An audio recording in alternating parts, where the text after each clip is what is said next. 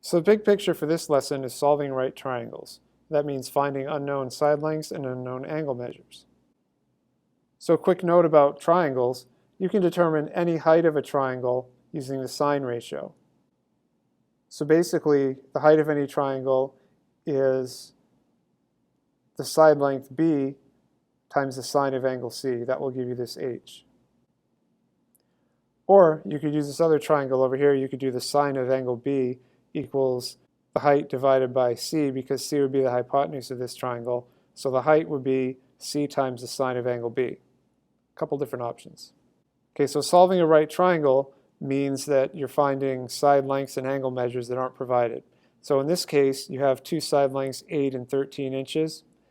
So you can use the Pythagorean theorem to solve for the hypotenuse right here. That's 15.3 inches. Then you can use inverse trig ratios to solve for angle measures. So in this case, tangent of angle A is 8/13, so the inverse tangent is 31.6 degrees. And then because you already have a 90-degree angle and the sum equals 180, all you have to do is solve for this unknown measure angle B, because 31.6 degrees plus angle B plus 90 degrees equals 180. To solve a triangle in the coordinate plane, you can just find the lengths from the grid unless they're diagonal, so then you have to use the Pythagorean theorem. And then once you have all the side lengths, you can just use inverse tangent, and then the same idea as last time, the triangle sum theorem.